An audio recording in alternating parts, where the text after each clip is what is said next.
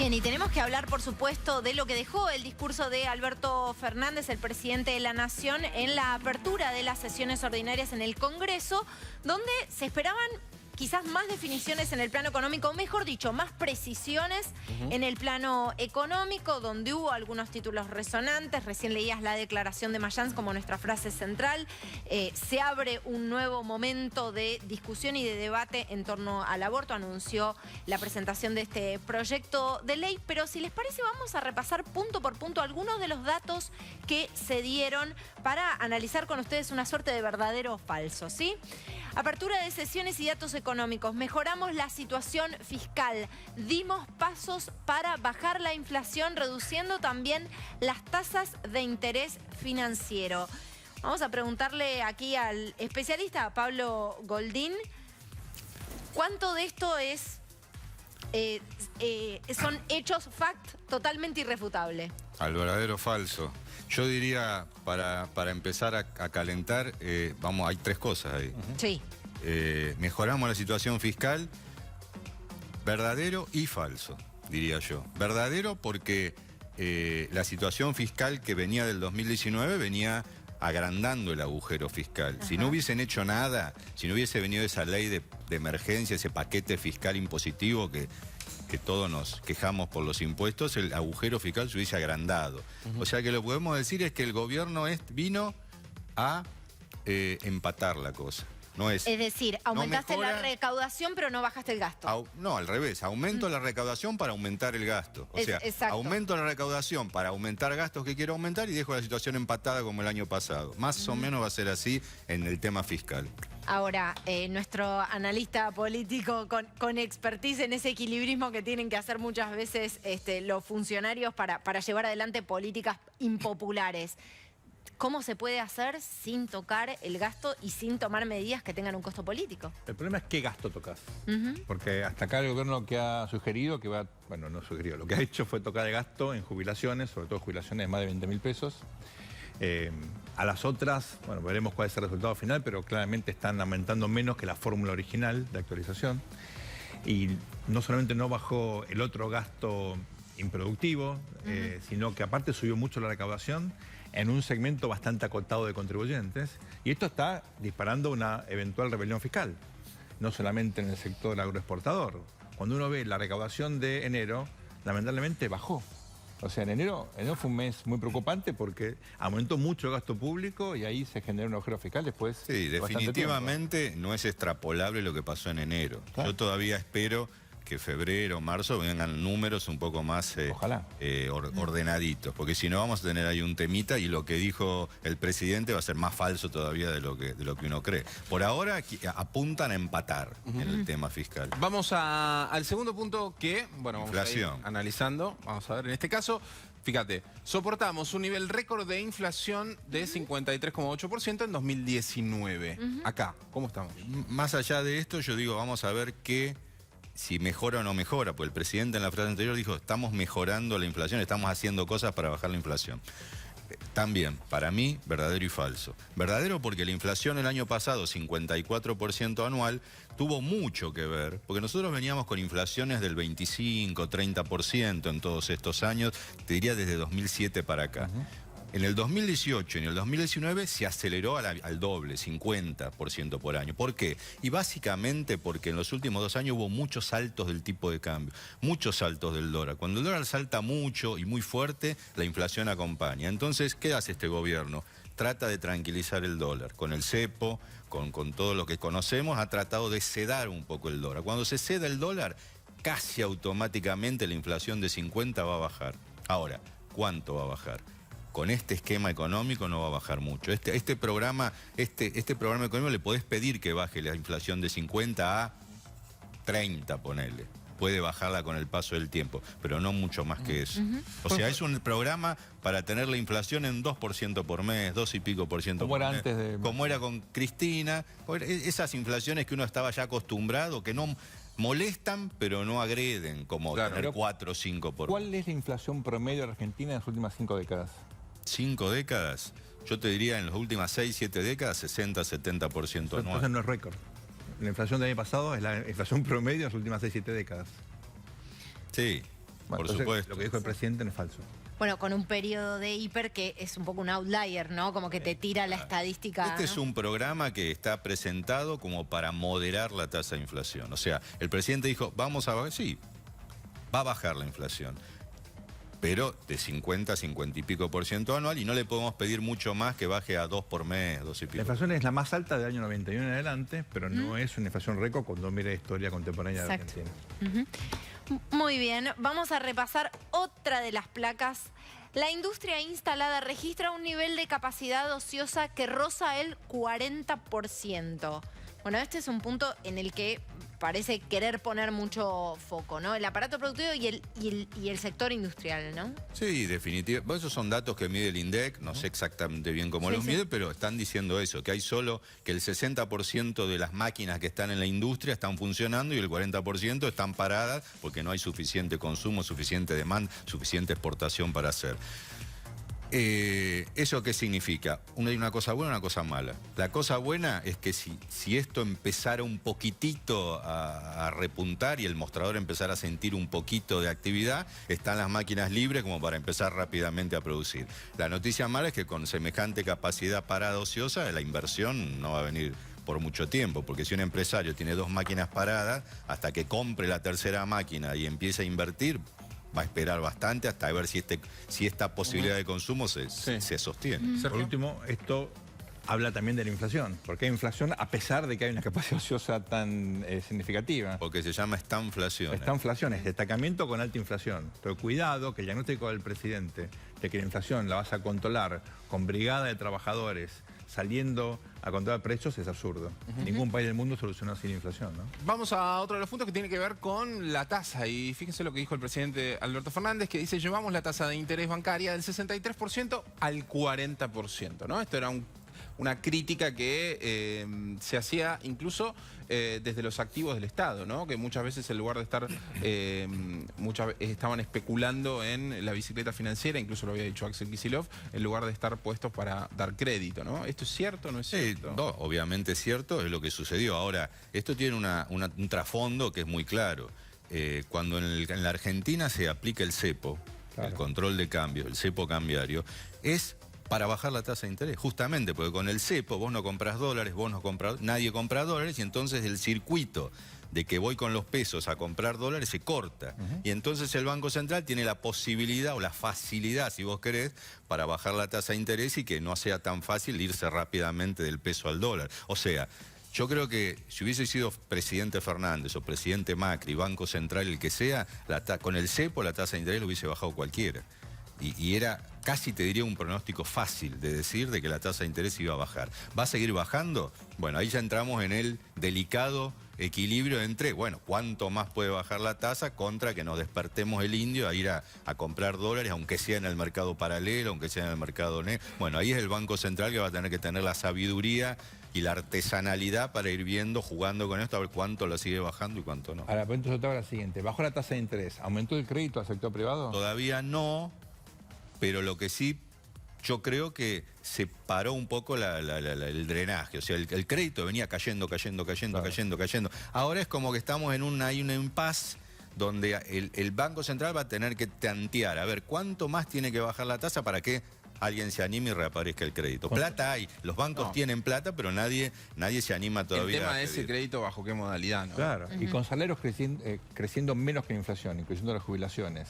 ¿El sector, la gente, la familia, los individuos van a salir a buscar crédito para comprar? Cuando la tasa baja y la gente percibe que la tasa está más baja que la inflación y que es un proceso que puede tener algún grado de durabilidad, yo creo que siempre alguno pica y empieza. Y ese proceso empieza a generar. Ese es el objetivo del Banco Central, bajar la tasa hasta que se reanime el crédito. Están en esa. Bueno, y seguimos. De todos los temas hay un montón para discutir, pero tenemos varias placas más. Seguimos con la siguiente. El propio Fondo Monetario Internacional ha señalado que la deuda no es sostenible. Esto es curioso, ¿no? Porque el fondo es discursivamente un aliado, hasta el fondo nos da la razón, pero después es enemigo y corresponsable de la fuga, del endeudamiento. Digo, hay que elegir un rumbo, al menos para referirse a un actor tan relevante, ¿no? El pobre fondo sirve para todo, ¿no? Claro, el fondo para pedirle resiste plata, todo. para pegarles el puchumbo de los políticos. Esto es cierto, el fondo considera esto y de hecho le está mandando una señal a los bonistas privados de que acepten una quita significativa, todavía no sabemos de cuánto, y el propio fondo va a dar algún plazo, no sabemos cuál va a ser la refinanciación y cuál va a ser el programa, si va a ser otro stand-by o un programa de facilidades extendidas, pero efectivamente hay un diagnóstico muy crítico respecto a la deuda. ¿La esperanza está en que una vez que eso suceda ahí arranque la economía? ¿O puede arrancar la economía, mejor dicho, si no se da el aval del fondo para Esa refinanciar? pregunta es mucho más fácil. Claro. No puede arrancar la economía si esto no se destraba. Si se destrabara, es una condición necesaria, pero no suficiente. Pero necesitas eso. Ahora, el problema con el fondo es que está entrampado y es juez y parte de esto, porque es como decía Caro, generalmente cuando el Fondo Monetario viene a ayudar a un país, le toma una radiografía y le dice, a ver, ¿cómo estás vos antes que yo te dé la plata? Y si te dicen, mira, estoy muy endeudado. No, antes de que yo te dé la plata, decile al bonista privado que te prestó antes que a mí, sacale algo. Y después yo te doy la plata. Claro. Ahora acá pasó al revés. No sé por qué, si por culpa del fondo, si porque Trump no sé qué, si porque Macri no sé cuánto, nos prestó un montón de plata, ya con endeudados muy altos. Entonces ahora no le podemos pagar ni a uno ni al otro. O sea, el fondo nos decía, mira, no sé si sos tan sostenible, pero bueno, te la presto igual. Y ahí fracasó. Entonces ahora estamos con la deuda con los bonistas y con la deuda con el fondo. Y estamos con las dos deudas. Y hay que tratar de sortear las dos cosas. Muy bien, vamos con la siguiente. Dale. Los que menos ganan perdieron un 22% de poder de compra en los últimos 4 años. ¿Esto es realmente así? Sí, no tengo exactamente el número, pero seguro que anda por ahí. O sea, el salario real de cualquiera, no tengo que ser yo, cualquier persona que anda por la calle te lo va a decir más fácil que yo. Hubo una caída muy fuerte del salario real, en algunos momentos muy fuerte, y que el objetivo de este gobierno intenta mínimo parar el drenaje y después en algún momento lograr que en algún momento los salarios le ganen aunque sea por un poquitito a la inflación y eso empiece a generar un poco de oxígeno en el bolsillo. Están en esa pelea. Cuando hay evaluaciones cae el salario real.